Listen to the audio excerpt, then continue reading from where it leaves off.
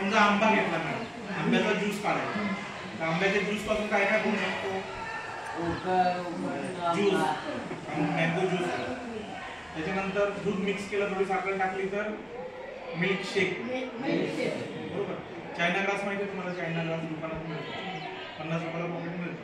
तर चायना ग्रासमध्ये थोडंसं तुम्ही एक समजा दुर्वाची जोडी असते ना, तेवढं कट करून जर गरम पाण्यात उकळून घेतलं आणि समजा हा बाऊल तुम्ही जो मँगोचा ज्यूस घेतला, हां, त्या मँगोचा ज्यूसमध्ये तुम्हाला ज्या प्रमाणात साखर तेवढी टाकायची आणि चायना ग्रासचं ते पाणी ओतायचं, ती उकळून द्यायचं.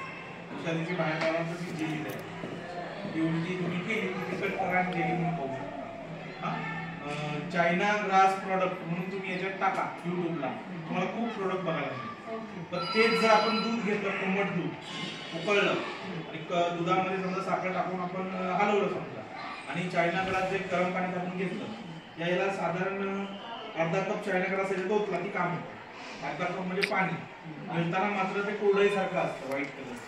ते तुम्ही जर दूध ठेवून दिलं फ्रीजमध्ये तर काय तयार होईल? रसद बघा, सायकलवर विकायला बसलेले असतात दुधाचं, मलाही म्हणतात काही लोक, त्याला खरवस म्हणतात. ते काय खरवस लगेच तयार होतो काय करा फ्री? हेच चायना ग्रास वापरतात, म्हणजे लगेचच तुम्हाला कट करून खरवस. तुम्ही सफेद पाणी ठेवलं, नुसतं सफेद पाणी साखर टाकून आणि त्याला अर्धा कप चायना ग्रास ठेवलं, तर पाण्याची जेली तयार होते, ट्रान्सपरंट. त्याला कट करा, जेली वापर. ठीक आहे. असं काही ना काही प्रयोग करून बघा नवीन मुलांना, आणि सगळं कट करायचं, मुलांमध्ये वाटून द्यायचं.